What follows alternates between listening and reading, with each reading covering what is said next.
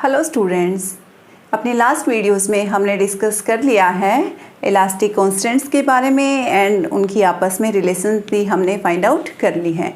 अब इस वीडियो में हम डिस्कस करेंगे ट्विस्टिंग ऑफ सिलेंडर कि अगर आप कोई एक सिलेंडर लेते हैं और उस सिलेंडर को आप ट्विस्ट करते हैं तो जो ट्विस्टिंग कपल है उस ट्विस्टिंग कपल को हम कैसे कैलकुलेट कर सकते हैं उसको आज हम अपनी इस वीडियो में डिस्कस करेंगे।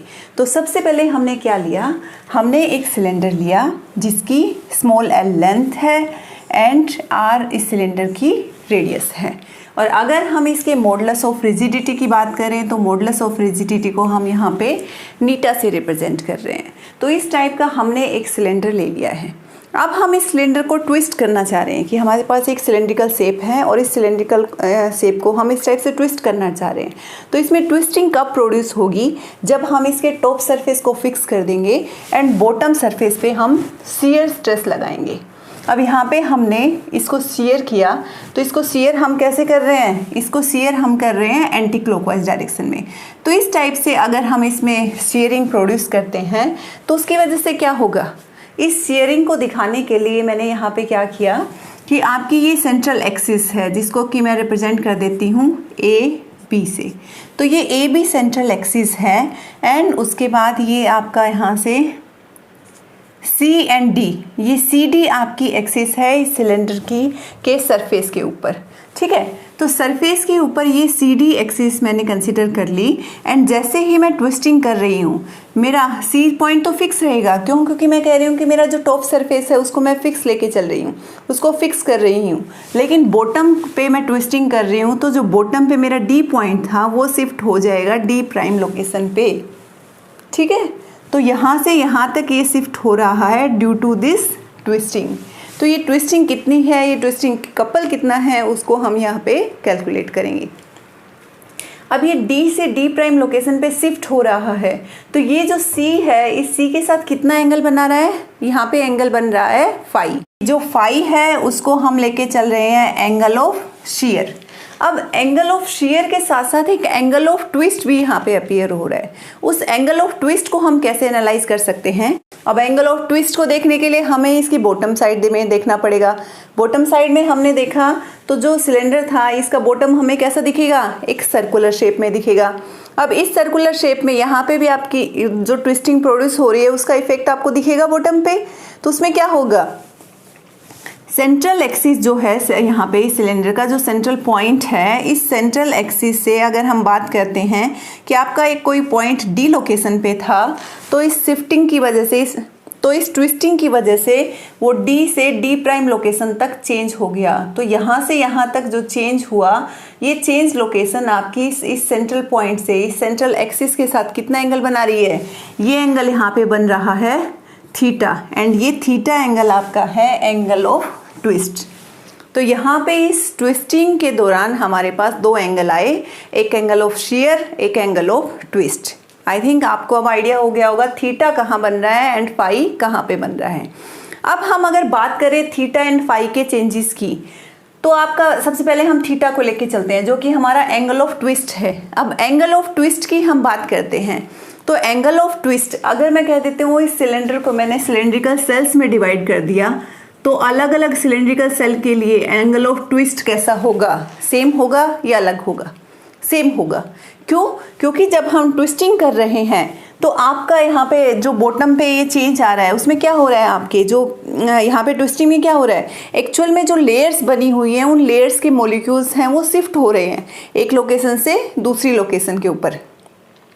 अब जब हम ट्विस्टिंग की बात करते हैं जो सारी सिलेंड्रिकल सेल्स बनेंगी उनमें इक्वल होगी।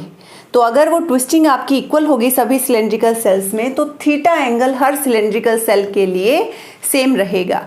बट जो एंगल ऑफ शियर है अगर उसकी बात करूं तो एंगल ऑफ शियर देखो, कभी भी आप एक सिलेंडर है आपके पास उसको इस टाइप से अगर आप ट्विस्ट करते हैं तो आप हमेशा ये चीज़ ऑब्जर्व करेंगे कि जो टॉप मोस्ट आपकी जो लेयर है उसमें ज़्यादा ट्विस्टिंग होगी, उसके बाद जो नेक्स्ट लेयर है उसमें शियर कम प्रोड्यूस होगा, उससे नेक्स्ट लेयर में और कम शियर प्रोड्यूस होगा। इसका मतलब जो ये शेयरिंग डिफॉर्मेशन हो रही है ये टॉप सरफेस पे ज़्यादा है एंड जैसे जैसे हम एक्सिस की तरफ मूव करते जाएंगे वहाँ पे ये जो शियर स्ट्रेन है ये रिड्यूस होता चला जाएगा। इसका मतलब है फाई है वो अलग अलग सिलेंड्रिकल सेल्स के लिए अलग अलग वैल्यू रखता है। तो फाई की वैल्यू किसी एक पर्टिकुलर सिलेंड्रिकल सेल के लिए फिक्स रहेगी, बट अगर हम किसी दूसरी सिलेंड्रिकल सेल की तरफ मूव करते हैं तो फाई की वैल्यू चेंज हो जाएगी। तो यहाँ पे हमने क्या फाइंड आउट किया कि एंगल ऑफ शियर चेंज हो रहा है जैसे जैसे हम सिलेंड्रिकल सेल्स चेंज कर रहे हैं, बट एंगल ऑफ ट्विस्ट जो है वो सभी सिलेंड्रिकल सेल्स के लिए कॉमन है, कांस्टेंट है। अब हमने इतना सब कुछ यहाँ पे आइडिया लगा लिया है, इसके बाद हम अपना डेरिवेशन स्टार्ट करते हैं। तो हमने क्या किया, यहाँ पे एक सिंगल सिलेंड्रिकल सेल को कंसीडर किया और उस सिंगल सिलेंड्रिकल सेल को इस टाइप से कंसीडर किया कि उस सेल की x रेडियस है एंड dx थिकनेस है। इस पर्टिकुलर सिलेंड्रिकल सेल को हमने यहाँ पे कंसीडर कर लिया। तो इस सिलेंड्रिकल सेल की हमारे पास x रेडियस हो गई एंड dx यहाँ पे थिकनेस हो गई। अब मैं क्या करती हूँ, इस सिलेंड्रिकल सेल को अगर ओपन कर देती हूँ। ओपन मैंने कैसे किया इस सिलेंड्रिकल सेल को, क्या कह रहे हैं, हमने एक सिलेंड्रिकल सेल कंसीडर कर ली। ये जो सिलेंड्रिकल सेल का हमने कंसीडर की इसकी x रेडियस है और जो थिकनेस है उसको हम कंसीडर करके चल रहे हैं dx। अब हम क्या कह रहे हैं, इस सिलेंड्रिकल सेल को हम ओपन करना चाह रहे हैं। तो ओपन करने के हमारे पास दो ऑप्शन है। एक तो जो हमारी ये जो CD एक्सिस है, इस CD एक्सिस के अलोंग हम कट करें, मतलब ट्विस्टिंग से पहले जो हमारी लोकेशन थी सिलेंड्रिकल सेल की, इस CD एक्सिस की, उसके अलोंग हमने इसको ओपन किया। तो उसके अलोंग हम इसको ओपन करेंगे तो ये इस टाइप से हमारे पास इस फॉर्म में मिल जाएगा। अब जो हमें ये फाइनल यहाँ पे रेक्टेंगल मिली है, इस रेक्टेंगल की मैं डायमेंशंस की बात करूँगी तो देखो ये वाली डायमेंशन क्या होगी, ये वाली डायमेंशन मेरी होगी लेंथ, जो सिलेंडर की मेरी लेंथ है वही सेम। लेकिन जब मैं इसको इस टाइप से ओपन कर रही हूँ, जो मेरा यहाँ पे ये जो टॉप सरफेस या बॉटम सरफेस ओपन हो रहा है ये क्या बन रहा है, ये ऑलरेडी पहले एक सर्कल था जिसकी रेडियस थी x और अब ये ओपन यहाँ पे एक स्ट्रेट साइड बन रहा है। तो इस सर्कल की जो मेरी सरकमफ्रेंस थी वो अब ये लेंथ बन रही है इस साइड की। तो ये कितनी हो जाएगी, ये हो जाएगी 2πx। ठीक है, तो मेरा एक प्रॉपर रेक्टेंगल मुझे यहाँ पे मिल गया जब मैंने इसको CD एक्सिस के अलोंग कट किया। अब नेक्स्ट मैं क्या कर रही हूँ कि मेरा एक सिलेंडर था, ये इसकी CD एक्सिस थी, मैंने इसको थोड़ा ट्विस्ट दे दिया और ट्विस्ट देने के बाद जो D' लोकेशन मुझे मिली इसके अलोंग मैं अगर इसको कट करूँ तो क्या बनेगा, CD' एक्सिस के अलोंग मैं कट करूँगी तो मेरे पास इस टाइप से ये एक पैराबोला मिलेगा जो कि होगा CD'KH। ठीक है, अब ये पैराबोला मेरे पास यहाँ पे बन गया। इस पैराबोला में हम देख सकते हैं ये फाई एंगल है आपका, जो D' आपके C के साथ ज्वाइन होती हैं वहाँ पे आपका ये फाई एंगल बन रहा है। तो ये इस टाइप की मेरे पास शेप बन गई है। अब देखो मैं बात कर रही हूँ मेरी आर्क D' की। ये आर्क D' अगर मेरा फाई एंगल बहुत स्मॉल है तो मैं किसके इक्वल लिख सकती हूँ, इसको मैं लिख सकती हूँ ये जो लेंथ है L length multiply by phi equals to D'। तो यहाँ से मैं लिख सकती हूँ arc D' equals to L phi. ये फर्स्ट इक्वेशन हो गई। अब मैं थीटा की फॉर्म में अगर इस आर्क को लिखना चाहूँ तो यहाँ पे लेके चल रही हूँ। ट्विस्ट एंगल भी स्मॉल है, जैसे कि हमने शियर एंगल को स्मॉल एंगल कंसीडर किया था उसी तरह से। तो जब ये ट्विस्ट एंगल हमारा स्मॉल होगा तो इस केस में अगेन आपकी D' आर्क किसकी इक्वल हो जाएगी, जो रेडियस यहाँ पे है x multiply by theta. So D' किसकी इक्वल आ गई, x थीटा। अब ये इक्वेशन 1 एंड इक्वेशन 2, इन दोनों इक्वेशन से जब मैं कंपेयर करूंगी तो L फाई मेरा x थीटा की इक्वल हो गया और यहाँ से मेरे पास फाई की वैल्यू आ गई x थीटा बाय L। तो इस टाइप से मैंने अपना जो एंगल ऑफ शियर है उसको एंगल ऑफ ट्विस्ट की फॉर्म में निकाल लिया है। अब इस इक्वेशन को हम कह देते हैं इक्वेशन नंबर 3। अब हम मान के चलते हैं T be tangential stress acting on the circumference at lower end of the cylinder, कि हम इस सिलेंडर को यहाँ से ट्विस्ट कर रहे हैं तो इस पे जो टेंशन लगा रहे हैं ट्विस्टिंग के दौरान उस टेंशन को मैं T कंसीडर करके चल रही हूँ। तो ये T अगर मेरी टेंशन है and phi angle of shear है तो मॉडुलस ऑफ रिजिडिटी, जिसको कि मैंने इस सिलेंडर के लिए पहले ही फिक्स कर दिया था नीटा, इस नीटा की वैल्यू क्या हो जाएगी, जो स्ट्रेस मैंने अप्लाई किया था अपॉन शियर स्ट्रेन। ठीक है, so eta is T tangential stress upon phi shear strain. तो यहाँ से मुझे मिलेगा टेंजेंशियल स्ट्रेस, और ये टेंजेंशियल स्ट्रेस मेरे किसके इक्वल हो जाएगा, नीटा फाई। फाई की वैल्यू मैं इक्वेशन 3 में से पुट कर देती हूँ, x theta by L. So ये हो गया मेरा eta x theta by L T tangential stress. अब मेरे पास टेंजेंशियल स्ट्रेस की वैल्यू आ गई है। अब मुझे शियर फोर्स कैलकुलेट करना है, और शियर फोर्स के लिए मेरे पास फॉर्मूला है टेंजेंशियल स्ट्रेस इनटू एरिया, क्योंकि स्ट्रेस क्या होता है, फोर्स पर यूनिट एरिया। तो अगर मैं फोर्स निकालना चाहूँगी तो स्ट्रेस को मुझे एरिया से मल्टीप्लाई करना पड़ेगा। तो इसका मतलब क्या है कि जो ये टेंशन हम अप्लाई कर रहे हैं, जो ये टेंजेंशियल स्ट्रेस अप्लाई कर रहे हैं, वो किस पर्टिकुलर एरिया पे अप्लाई कर रहे हैं, वो एरिया हमें पता होना चाहिए। तो उसके लिए मैं फेस एरिया निकालूंगी। अब यहाँ पे मैंने कंसिडर क्या किया था, एक स्फेरिकल सेल जिसकी डी एक्स थिकनेस थी एंड एक्स रेडियस थी। तो इसका एरिया कितना होगा, इसका एरिया मेरा होगा, इसकी आउटर रेडियस को कंसीडर कर लेते हैं, उसका एरिया हो गया pi x plus d x whole square minus inner radius यहाँ पे हो गई मेरी x, so pi x square. इन दोनों का सब्ट्रैक्शन मेरा इस पर्टिकुलर शेल का एरिया आ जाएगा यहाँ पे, ठीक है, इस फेस का एरिया। अब यहाँ पे देखो एक टर्म डी एक्स स्क्वायर भी आएगी, जिसको मैं नेग्लेक्ट कर रही हूँ क्योंकि ये डी एक्स थिकनेस है, उसको मैं बहुत स्मॉल मान के चल रही हूँ। तो डी एक्स स्क्वायर को हम यहाँ पे नेग्लेक्ट कर सकते हैं।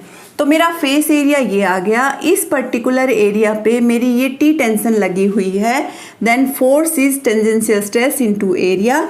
तो यहाँ से मेरे पास जो फोर्स मैंने अप्लाई किया हुआ है वो फोर्स आ जाएगा। तो फोर्स क्या हो जाएगा, टेंशन टी की वैल्यू हमने पुट कर दी, eta x theta by L into area 2 pi x d x. So this is 2 pi eta theta x square by L into d x.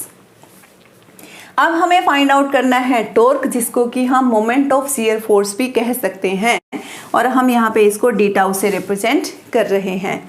तो मोमेंट ऑफ शियर फोर्स हमारे पास है, इस force का moment निकालना है, जिसको कि मैं टॉर्क कह रही हूँ। वो कैसे निकलेगा, उसको निकालने के लिए मुझे क्या करना पड़ेगा, मुझे इस फोर्स को जो परपेंडिकुलर डिस्टेंस बन रहा है यहाँ पे, उस परपेंडिकुलर डिस्टेंस से मल्टीप्लाई करना पड़ेगा। तो फोर्स मेरा यहाँ पे है 2 pi eta theta x square L d x. इस पूरी टर्म को मैं किससे मल्टीप्लाई कर दूँ, एक्स से मल्टीप्लाई कर दूँ, तो मेरा यहाँ पे टॉर्क की वैल्यू आ जाएगी। तो टॉर्क मेरा कितना हो गया, D tau is 2 pi eta theta by L x cube D x. ये यहाँ पे टॉर्क मेरे पास आ चुका है, जिसको कि मैं मोमेंट ऑफ शियर फोर्स भी कह सकती हूँ। अब मैं कैलकुलेट करती हूँ टोटल ट्विस्टिंग कपल। ये ट्विस्टिंग कपल मुझे कब मिला, जब मैंने इस पर्टिकुलर शेल को कंसिडर किया, जिसकी की रेडियस थी x एंड थिकनेस थी dx।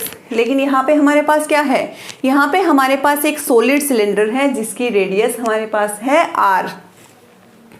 तो इस कंप्लीट सिलेंडर के लिए अगर हम ये अपना टॉर्क निकालना चाहें या फिर ट्विस्टिंग टॉर्क निकालना चाहें, तो उसके लिए हमें क्या करना पड़ेगा, इस पर्टिकुलर टर्म को हमें इंटीग्रेट करना पड़ेगा। और यहाँ पे जो x है वो कहाँ से कहाँ तक वेरी करेगा, इस पर्टिकुलर सिलेंड्रिकल सेल के लिए मेरा ये x रेडियस थी, अगर मैं इस सिलेंडर की बात करूँगी तो x मेरा वेरी करेगा 0 to r। तो 0 to r लिमिट के अंदर मैं इस टॉर्क को इंटीग्रेट कर दूंगी। जब इसको इंटीग्रेट करूंगी तो मेरे पास 2 pi eta theta by L, ये तो कॉन्स्टेंट टर्म्स है, एक्स क्यूब डी एक्स का इंटीग्रेशन होगा, वो हो जाएगा एक्स की पावर 4/4। एक्स की जगह मैं r पुट करूँगी तो यहाँ पे हो जाएगा पाई नीटा r की power 4/2l into theta. So this is my twisting torque. So this is twisting torque for this cylinder. तो हमें इस सिलेंडर के लिए ट्विस्टिंग टॉर्क निकालना था, तो ये ट्विस्टिंग टॉर्क की वैल्यू आ गई है।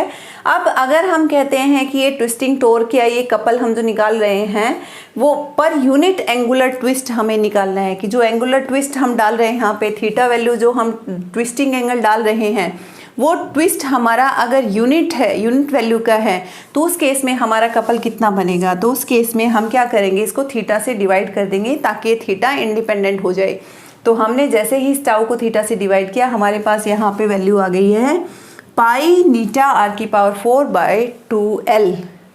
This is your couple required to produce unit angular twist या फिर twisting couple for this solid cylinder. ठीक है। अब इस जो फाइनली हमें यहाँ पे ऑब्टेन हुआ है, इसमें हम देख सकते हैं कि जो ये ट्विस्टिंग कपल है, this is proportional to r⁴ and this is inversely proportional to 1/l। हम सिलेंडर लेके चल रहे हैं, उसके लेंथ के इनवर्सली प्रोपोर्शनल होता है ये ट्विस्टिंग कपल, एंड जो रेडियस है उसकी पावर 4 के प्रोपोर्शनल होता है। तो रेडियस जितनी ज़्यादा बड़ी होगी उतना ही ट्विस्टिंग कपल ज़्यादा होगा, एंड लेंथ जितनी ज़्यादा होगी ट्विस्टिंग कपल उतना ही कम होगा। ठीक है, तो आई थिंक आपको ये क्लियर हुआ होगा कि कैसे हम twisting couple of cylinder calculate कर सकते हैं। अगर इसमें कोई भी डाउट है तो उसको आप पूछ सकते हैं। Thank you.